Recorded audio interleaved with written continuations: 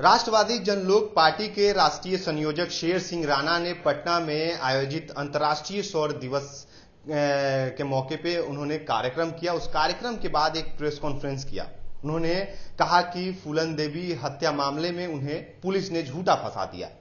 फूलन देवी की जो व्याख्या की जाती है वह सच नहीं है, बल्कि पूरी तरह फिल्मी कहानी है।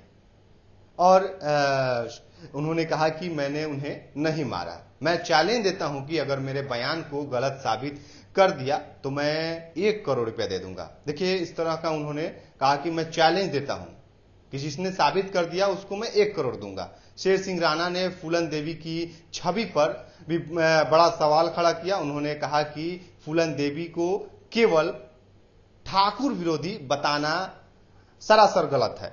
सच यह है कि उन्होंने सिर्फ ठाकुरों को नहीं मारा, बल्कि कई मुस्लिम, दलित और अति पिछड़ा वर्ग के बेगुनाह लोगों की उन्होंने हत्या की है। फूलन देवी ने निर्दोष लोगों की हत्या की है, इस तरह का उन्होंने बयान दिया। गौरतलब हो कि 25 जुलाई 2001 को दिल्ली स्थित सरकारी आवास के बाहर फूलन देवी की हत्या कर दी गई थी। अदालत ने इस मामले में शेर सिंह राणा को दोषी करार दिया था। देखिए उन्होंने क्या कुछ कहा। कि मैं राष्ट्रवादी जनलोक पार्टी सत्ते का राष्ट्रीय संयोजक हूं और आज बिहार के राजधानी पटना में हमारी पार्टी ने अंतर्राष्ट्रीय शौर्य दिवस का कार्यक्रम का जो है आयोजन किया। इस कार्यक्रम को हम पिछले 5 वर्षों से हर 26 अगस्त को मनाते आ रहे हैं और इस कार्यक्रम को मनाने के पीछे जो मकसद है वो ये है कि 1947 के बाद जो लोग इस भारत भूमि के लिए शहीद हुए हैं किसी भी रूप में, तो उनके याद में, उनके सम्मान में पहले इंडिया गेट पर अमर जवान ज्योत जलती थी और अब अमर जवान ज्योत को दूसरी जगह पर शिफ्ट कर दिया है। मतलब कि उनको सम्मान देने के लिए एक ज्योत जलाई जाती है। तो हमारा ये कहना है कि देश तो या ये धरती जो है, ऐसा तो है नहीं कि 1947 में ही कहीं से आ गई। 1947 से पहले भी 500 साल पहले, 1000 साल पहले, 2000 साल पहले, 10,000 साल पहले, 20,000 साल पहले भी हमारे पूर्वज यहाँ पे रहते थे और ऐसा कोई भी व्यक्ति इस भारत भूमि पर नहीं है, चाहे वो किसी भी धर्म का हो, चाहे वो किसी भी जाति का हो, कि उसके किसी ना किसी पूर्वज ने कभी ना कभी इस धरती के सम्मान में अपना लहू ना बहाया हो।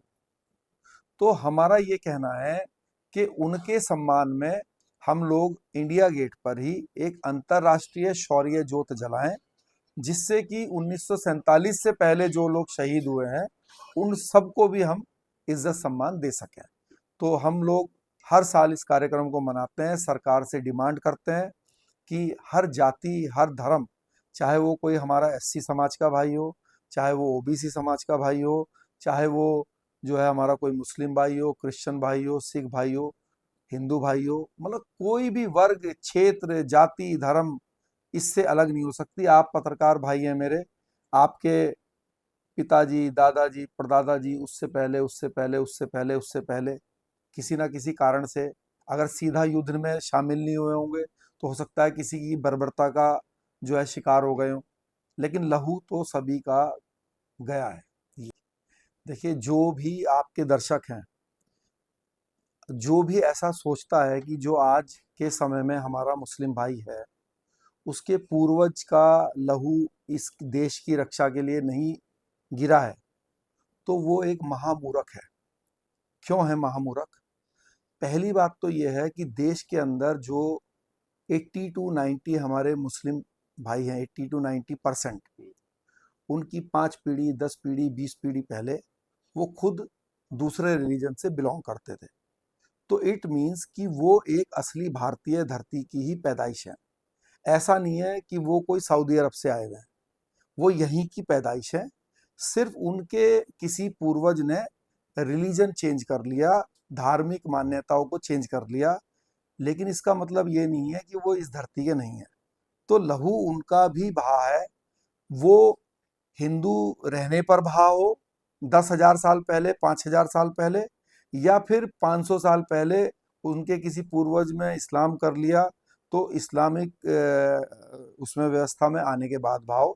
लेकिन ऐसा कोई परिवार नहीं हो सकता कि देश के लिए उसने कोई कुर्बानी उसके किसी पूर्वज ने ना दी हो, ऐसा संभव नहीं है। इसलिए चाहे कोई मुस्लिम हो, चाहे हिंदू हो, चाहे बिहार हो, चाहे हरियाणा हो, चाहे केरल हो, चाहे तमिलनाडु हो, चाहे जम्मू कश्मीर हो, सभी के क्षेत्र, सभी धर्म के, सभी जाति के सम्मान की ये बात है। इसलिए हम सभी को साथ लेके चलते हैं इसमें।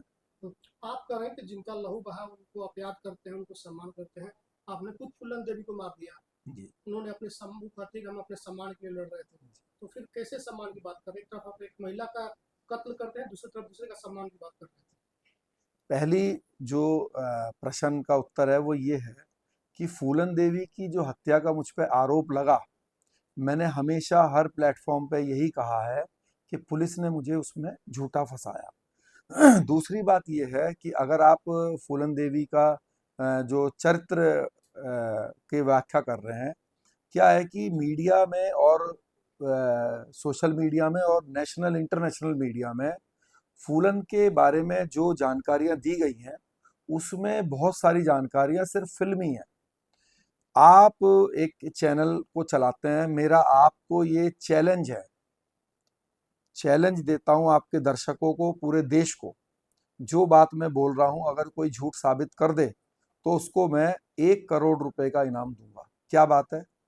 क्या बोलते हैं कि फूलन देवी के ऊपर अत्याचार हुआ और अत्याचार का बदला लेने के लिए उन्होंने ठाकुरों को लाइन में लगा के मार दिया। तो 20 लोगों को हत्या करने का भेमई कांड जिसको बोलते हैं उन पर आरोप लगा। तो मेरा पहला चैलेंज है कि जो मरने वाले हैं उसमें सिर्फ ठाकुर नहीं है, मरने वालों में दलित भी है जिसका नाम है राम अवतार कठेरिया, मरने वालों में पिछड़ा भी है जिसका नाम है तुलसी राम मौर्य, मरने वालों में मुस्लिम भी है जिसका नाम है नजीर खान।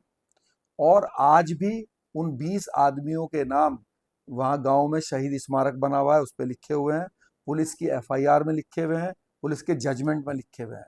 तो पहली बात तो यही झूठ बोला जाता है कि फूलन ने ठाकुरों को लाइन में लगा के मार दिया।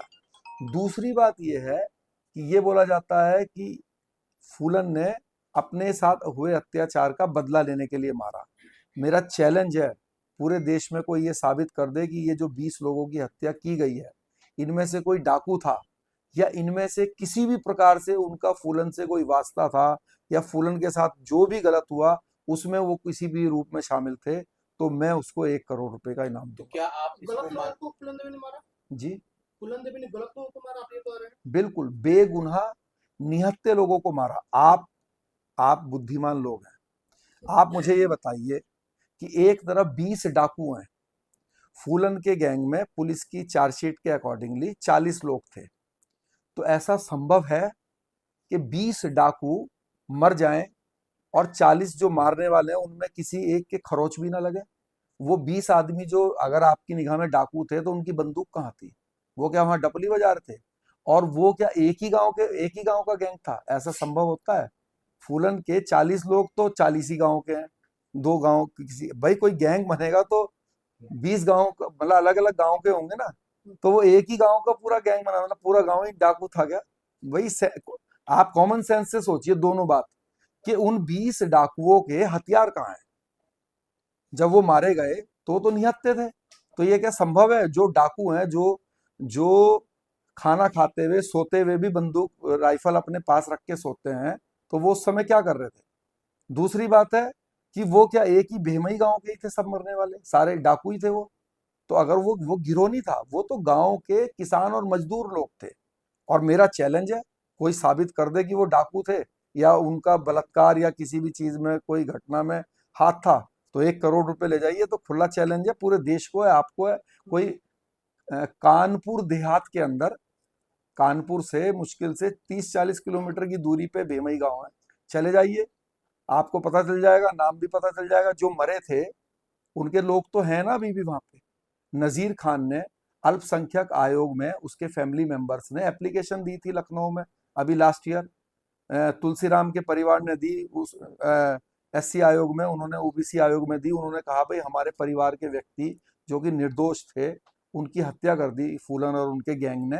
तो फूलन के और उसके गैंग को तो आपने जमीनें दे दी और उसके भाई को नौकरी दे दी, और हमें आपने कुछ दिया नहीं, तो हमें भी दीजिए आप। अल्पसंख्यक आयोग में से उन्होंने डिमांड की। फूलन देवी के साथ गलत हुआ था कि नहीं?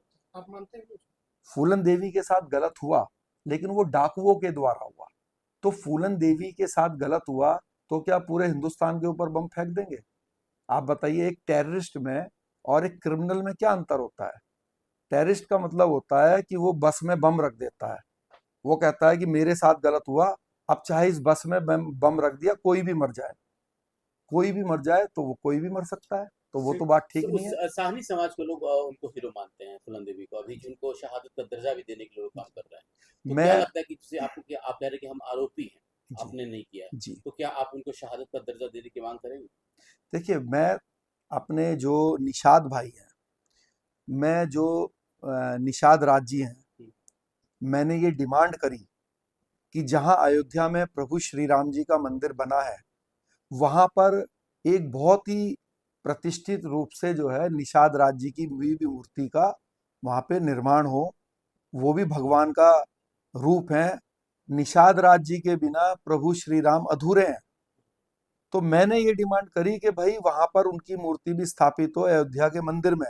और शेर सिंह राणा ये वादा करता है कि जब राष्ट्रवादी जनलोक पार्टी की सरकार आएगी तो हम निषाद राज जी की मूर्ति वहां पर अयोध्या में स्थापित कराएंगे। हाँ, तो मैं आपसे ये बताना चाहता हूँ कि ये जो अपने साहनी समाज है या जो निषाद भाई हैं, तो जो इस कम्युनिटी के लोग हैं, ये उनको तय करना है कि उन्हें अपना आदर्श किसको मानना है।